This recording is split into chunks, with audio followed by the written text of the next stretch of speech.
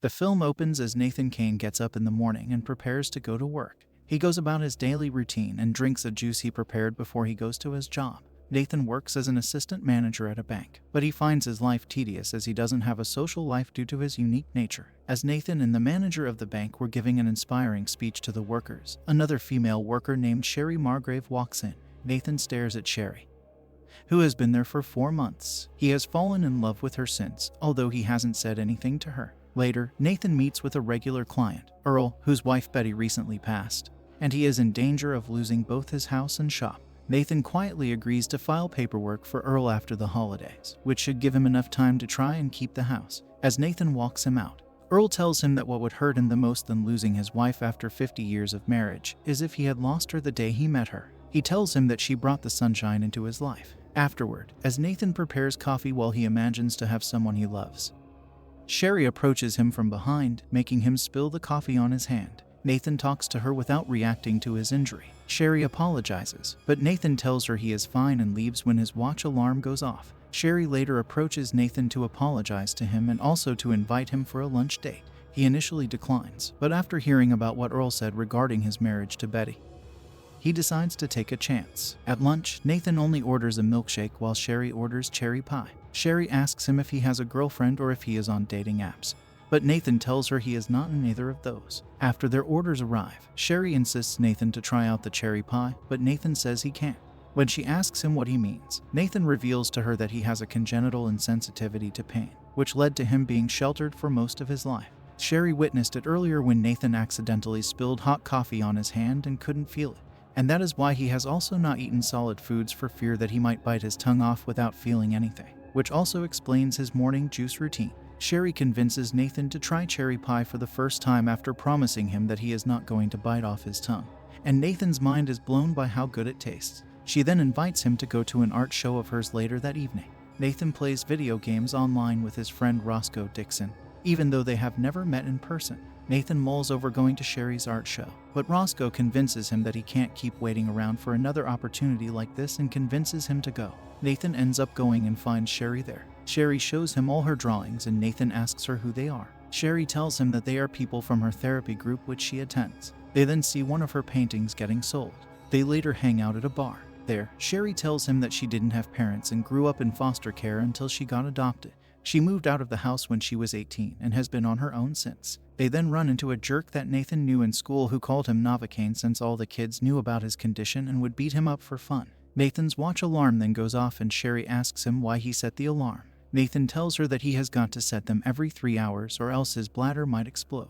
After Nathan returns from the bathroom, he sees the jerk flirting with Sherry as he makes fun of Nathan. Sherry tricks the jerk into taking shots with Nathan, but it is shots of ghost pepper hot sauce. Nathan and Sherry then go back to his home where she sees his book collection and is amazed by how many books he has read. Sherry then takes off his shirt to find his body covered in tattoos. She asks him where he got them done, and Nathan tells her he did it himself. Nathan explains that it is a story of a hero, and when Sherry asks him how it ends, Nathan tells her he hasn't figured it out. Sherry and Nathan then start to make out and Nathan sees her body covered in scars and Sherry tells him that he is not the only one who is hiding something.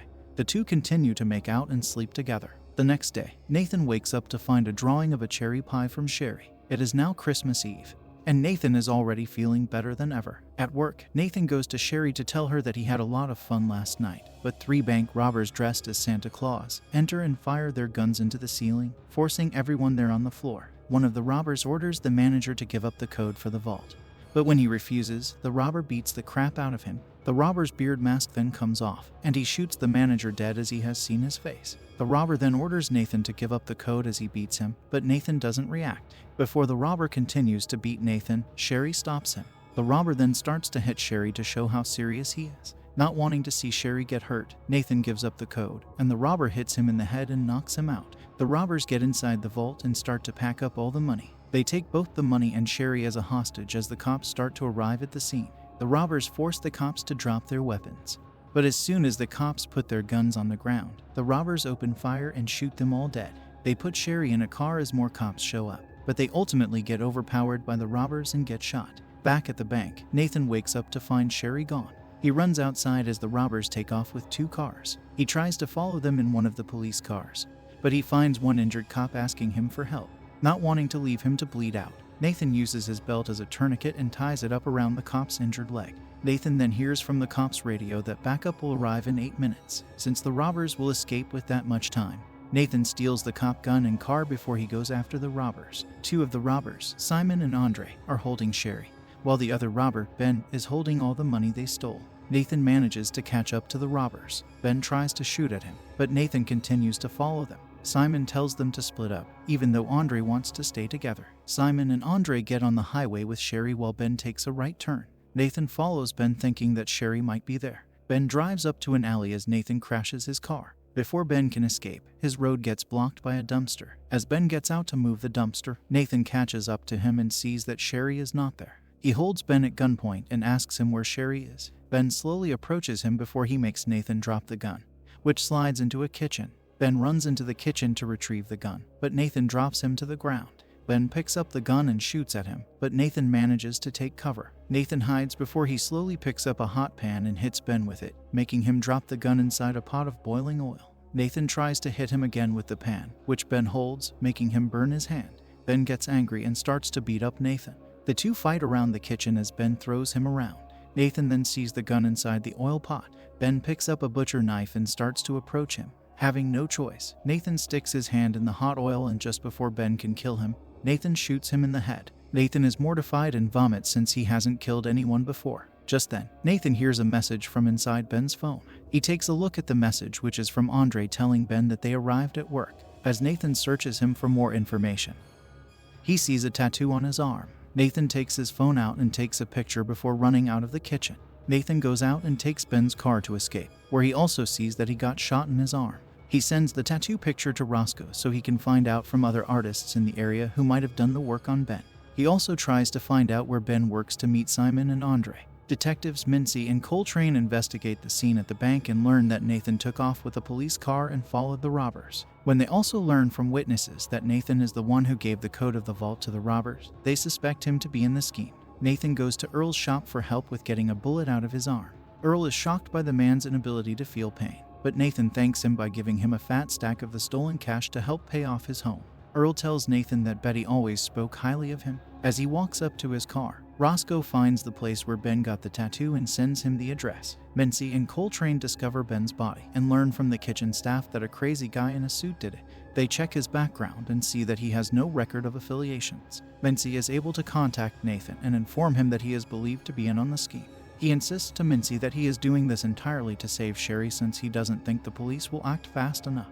Mincy is somewhat sympathetic to Nathan's endeavor. Simon and Andre are hiding out at an auto shop, where Andre worries that Ben hasn't come back since they are brothers. It is then revealed that Sherry is Simon's sister and that she was in on the scheme the whole time, starting from when she began working there. However, she is appalled by Simon's murder of the bank manager. Nathan ends up at the tattoo shop of the artist that Ben visited. The man, Zeno, knew Ben, but he quickly grew suspicious of Nathan's questioning. Nathan pulls the gun on Zeno but is disarmed by his assistant, who gets accidentally knocked out by Zeno in the fight. Nathan gets thrown against a mirror and then pounds his fists into the broken glass so the shards will stick out. He slashes Zeno twice across the face, taking his eyes out. When he refuses to say where Ben worked, Nathan uses the tattoo pen to black out his swastika tattoo. Nathan then gets Ben's home address from Roscoe, and Nate tattoos it on his own hand. Andre learns from Simon that Ben is confirmed dead after hearing it over the police scanners, described to have been done by a skinny guy in a suit. Sherry realizes it's Nathan, and Andre goes to avenge his brother. Nathan goes to Ben's home, which turns out to be laced with booby traps. He triggers another trap, which gets an arrow shot into his leg. Nathan tries to get it out, but the arrow is stuck. He finally finds auto repair clothes from where Ben and the others work. Before he gets out of the house, he ends up getting caught in a snare trap and is hung by his foot upside down. He calls Roscoe for help, but he is hesitant because of knowing that Nathan is involved with a robbery and murder. Nathan convinces him by saying how much it means to him that he rescues Sherry and how Roscoe is his only friend. Roscoe agrees to show up in 10 minutes, but Andre shows up first. He tries to torture Nathan in retribution for Ben's death, but it doesn't affect Nate and he just pretends to feel pain. Andre then takes out a knife and prepares to take out Nathan's eye. Nathan makes him stop by telling him that Ben's last word before he died was apologizing to Andre for what happened when they were kids, and telling him that their father and mother love him. Andre finds that he is lying since they never met their father, and almost takes out Nathan's eye until Roscoe shows up and hits Andre over the head, knocking him out. Nathan is surprised by Roscoe's appearance since Roscoe told him in the game chat that he is 6'5" and that he looks like Jason Momoa. Before they can escape, Andre wakes up and the three struggle, with Nathan getting a knife through the hand when Roscoe throws one to him, but he puts it through Andre's foot. They struggle again until Nathan gets Andre's head between his legs and pushes the arrow into his own leg further until it goes through Andre's skull. Roscoe creates a diversion for Nathan to get out free when the cops show up. Roscoe is arrested, but he lets Mincy and Coltrane know where Nate is going. Nathan finds the auto body shop and corners Simon at gunpoint. He turns the tables on Nathan by revealing his relation to Sherry and her involvement in the robbery. Nathan loses all hope, and Simon uses this opportunity to disarm Nathan and knocks him to the ground.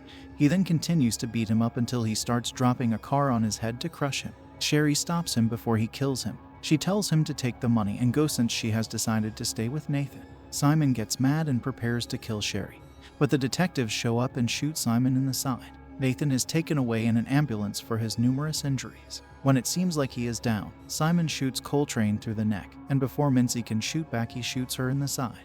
He then shoots at Sherry, but she escapes and takes cover. Simon makes off with the cash and kills some paramedics before fleeing in the ambulance where Nathan is kept. Sherry helps Mincy up and goes with her and Roscoe to chase after Simon, knowing he is heading for a boat to escape with the money. Nathan regains consciousness to hear Simon groaning from his gunshot wound. Nathan dislocates his thumb to free himself from the cuffs. He uses a defibrillator to shock Simon in the head and crash the ambulance. Simon manages to survive and gets in the back of the ambulance with Nathan. Nathan tries to fight back, but Simon knocks him down and tries to strangle him, but Nathan manages to break free. They continue to fight their way out of the ambulance just as Sherry and the others arrive. Mincy is too weakened from her wound and gives Sherry her gun. Simon beats Nathan up and fractures his arm, exposing the bone. Before Simon can finish him off, Sherry shows up and shoots him. She tries to shoot him again, but Simon quickly takes cover. As she searches for him, Simon quickly grabs her hand and disarms her. Sherry tries to fight back with all her strength, but Simon ultimately overpowers her. He holds her down and tries to strangle her to death, but Nathan injects himself with adrenaline and uses the protruding bone to impale Simon through the head from under his jaw, killing him. Nathan tells Sherry that he loves her before he loses consciousness as the medics come. Nathan wakes up in the hospital weeks later after a medically induced coma and finds Roscoe next to him. Mincy shows up and tells Nathan that he was charged with enough crimes to put him away for years, but because he saved her life and is a white guy who works at a bank, he has cut a deal for 6 months of house arrest. 1 year later, Nathan and Roscoe are still gaming, but Nate heads out for a date with Sherry. She is serving time in prison but is due to be released within 8 months. The two share a cherry pie like their first date. As the meeting ends, Nathan takes a bite and smiles.